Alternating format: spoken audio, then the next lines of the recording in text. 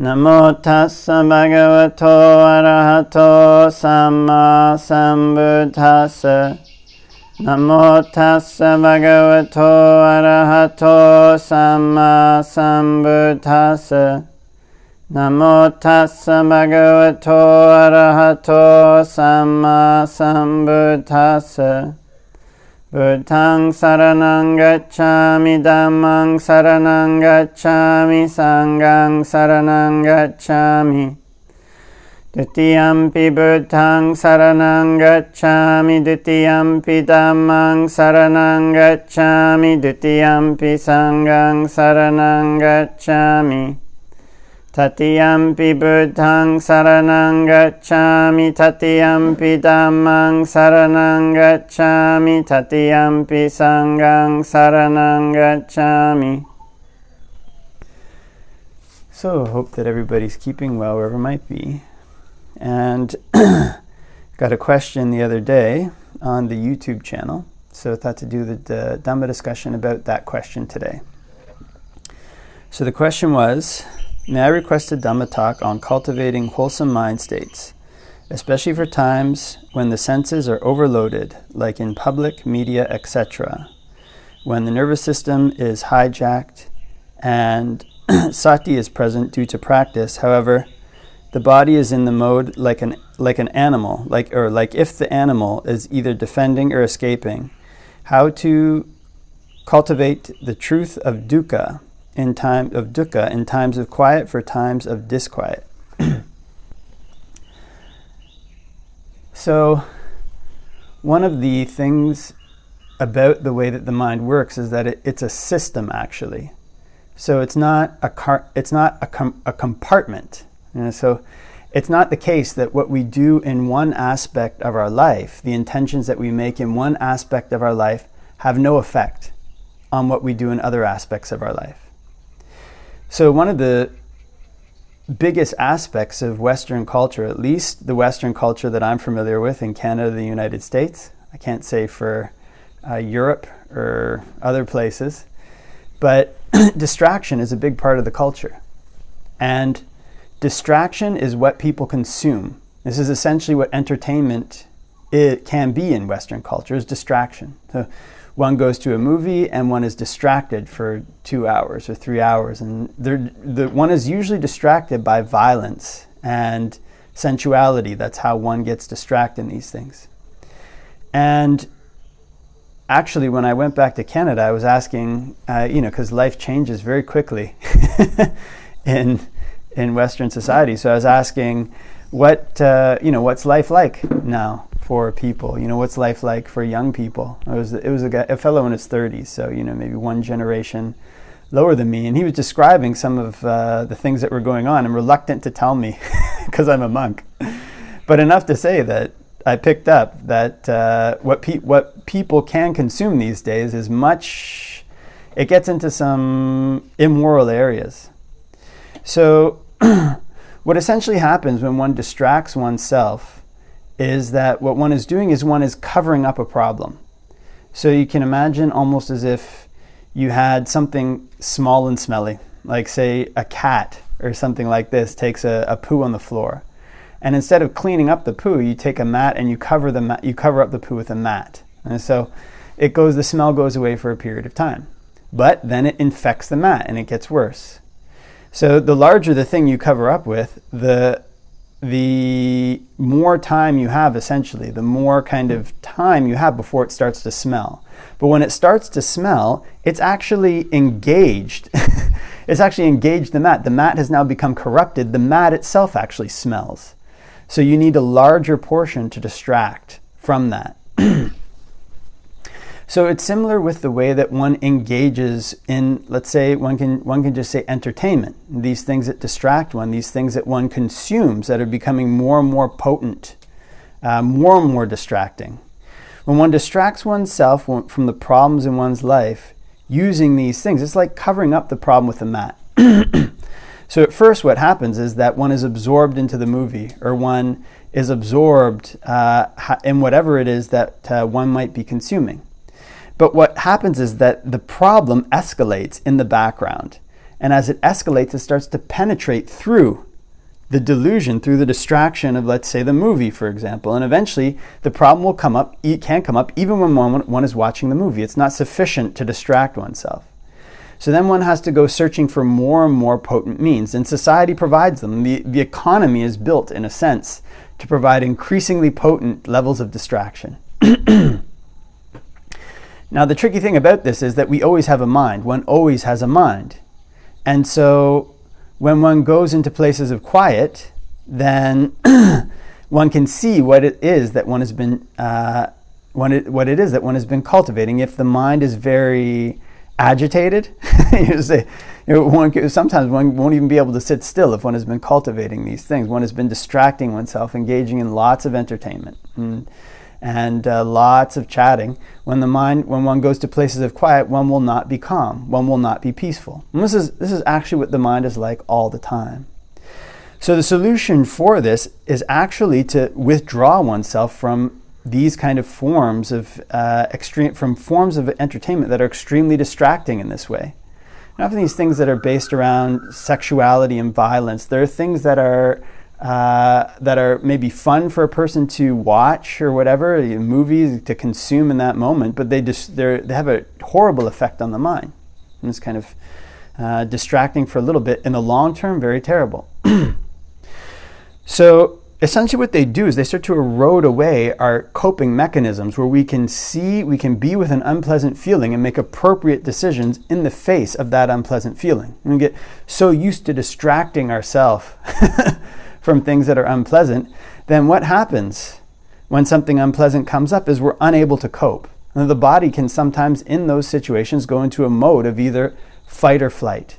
It's the very last line of defense. Actually, it's freeze, flight, fight, in that order. I was kind of listening to a fellow named Joe Navarro, who's made some good discoveries or has good insights into that. But in any event, that's an aside.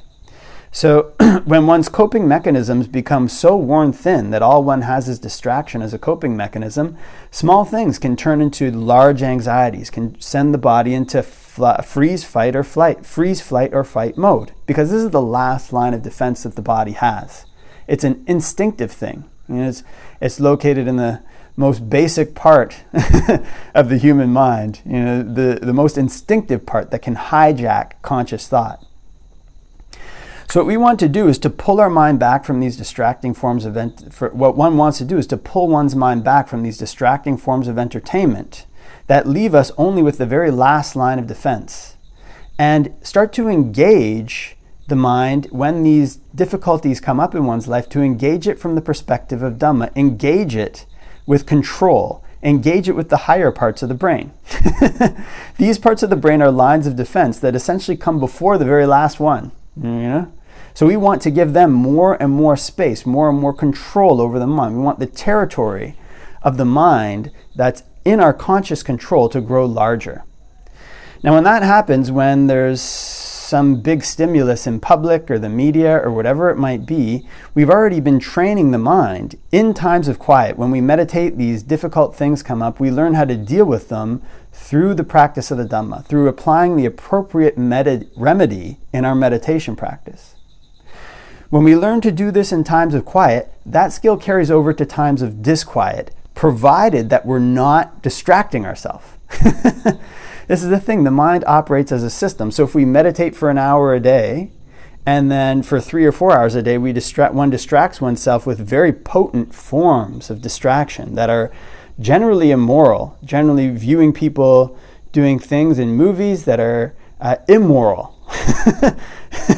that are sometimes gross breaches of the 5 precepts. So these are things that people that one enjoys watching in movies. This is what movies are about. If you show a movie of people keeping the 8 precepts or the 5 precepts, it'd be a really boring movie that almost nobody wants to watch. So because the mind is a system, if we're engaging our mind in this way for a portion of our day in increasingly potent ways, it's creating an atmosphere in the mind where we're distracted, where the problems in our mind grow larger and where our coping mechanisms grow weaker. So we want to withdraw our mind from these forms. One can withdraw their mind from these forms of sensuality. Now, in the past, these very potent forms of sensuality didn't really exist. I'm not the type of monk who likes to complain about technology, because I think that I tend to have the view that basically one can practice, using technology as a tool. However, in former times, when these very potent forms of technology weren't around, people had other ways of doing evil in those days. But one of the things that was probably more powerful then was one's relationships with other people. So the Buddha recommends that one cultivate these 6 types of relationships in one's life, and to one's parents, to one's workers, to one's teachers, to one's children and spouse, to one's spiritual mentors, etc. These 6 relationships. If one engages in people cultivating these relationships in an appropriate way, one can do this through technological means, through Facebook or Zoom or whatever, but face-to-face is better, then one can take away the time one is spending distracting oneself and apply it to these relationships. If one is not a monk, if one is living in a lay society, just trying to go 100% into times of quiet, that can cause problems. Actually, this too, if one doesn't do it skillfully, can lead to these fight or flight responses because one doesn't have the adequate defense mechanisms in one's mind to deal with these times of quiet. And staying in quiet alone all the time is very intense. And one can need a support community to bolster one, to push one up, and to act as a safety net if one goes into times of quiet and it's too intense. So if one is a lay person, then one can withdraw some of the time one is spending on entertainment and apply it to these relationships. Try to develop better relationships, better reciprocal relationships with one's parents, with one's wife and children, or husband and children, with one's teachers. And this is important, actually. And we all have people who've taught us. We should have relationships with them that are grateful. We should even look to keeping in contact with them sometimes after our official teaching relationship, our teacher-student relationship is ended. See how they're doing. Look to the people in our life who have helped us and see how they're doing, especially when they get old. In a society where we're so built to consume all the time, old people are sometimes left by the wayside because they don't provide any exciting sensual stimulus. They're actually a reminder of what's happening and what's going to happen to us. But when we take this and flip it on its head, we develop these sources of happiness that are inside, that bolster our strength. And these relationships can act as a safety net for us. And this safety net is another line of defense before fight or flight. So we learn to put these various blockages, these various safeties in place that help us along the way. So that when we go into a situation in public or the media or whatever it might be and the nervous system is hijacked, we don't go into fight or flight mode because we've already got more conscious control for the mind. Because we already have these relationships that we've cultivated that are wholesome, and these relationships cultivated well can bolster our meditation practice. They give us a sense of goodness. They give us a sense of wholesomeness in having done something well and having repaid the people well who've helped us. This is a source of food for the mind, a source of safety for the mind. One other final side note, branching off of this consumption of media, that is worthwhile to talk about and that ties into these 6 relationships is the consumption of news media. So oftentimes news media is based on things that are very, very far outside of our control. And the news media that sells the most is the news media designed to scare people, designed to make people worried. Now, certainly, living in a democratic society, one has certain values or certain responsibilities in that society. One has to vote. And so, to a certain extent, if one is a layperson, one should know what's going on in the news. However, there's a tipping point. Actually, what's necessary to know is very, very little. I mean, you can even read that. You don't have to watch the news every single day and all these kind of things.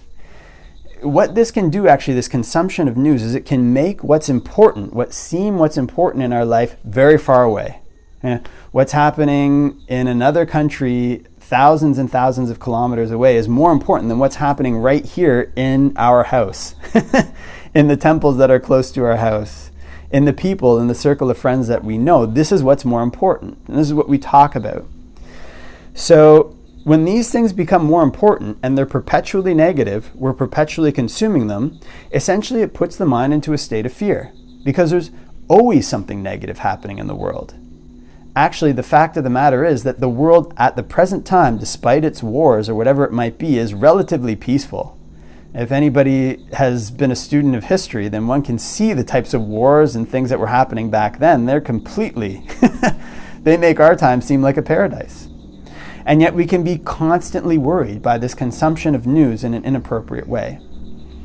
The other thing that this does that makes our life seem out of control is it makes things seem important that are completely out of our control almost. I mean, we have very little ability to affect a war thousands of miles away. We can gripe about it. One can vote for things, to, I don't know, maybe negotiate for peace. But there's very little that one can actually do oneself to say, stop a war. If the whole population is involved in being worried about things that are very, very far away from their immediate circle, from these 6 relationships, one's life can seem very far out of control. And if one is talking about this all the time, if one's perceptions are built around this news media in this way all the time, then these 6 relationships that are actually the most important things, some of the most important things in one's life, actually, this is where the big news is as far as one's happiness and sadness goes, more or less. These things start to seem very small, start to seem very inconsequential, and they can be neglected.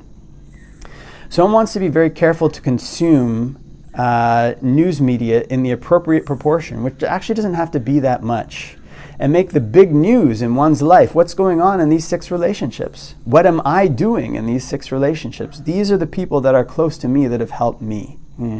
What am I doing to help them? This is the big news. How am I balancing these relationships? This is the big news. And how am I training my mind when I'm alone? How am I consuming media, and how does this affect my meditation? This is the big news in one's life. When these things are the big news in one's life, when one has these blockages in place, this fight or flight mode is way, way in the background, way, way behind. And it's not something that is going to be activating all the time every time one goes out into public. One's anxiety can lessen. One's fears can lessen because one has greater control over one's mind. And for the times when one isn't in greater control over one's mind, one has cultivated sources of safety, sources of in one's relationships that are actually close to one, that can act as a bulwark, that can act as a blockage, that can act as a barrier for the flood when the hard times come. So one always wants to look at what one's consuming and how one's consuming it. This is the meaning of the word upadana. One is sustained by the things that one latches onto. So one wants to make sure that what one is latching onto is good, that the food that's sustaining one is good, and that it's a source of strength for the mind, so that the mind can become strong, and it isn't driven into stages of worry and fear that are things that are very, very difficult to overcome. Okay?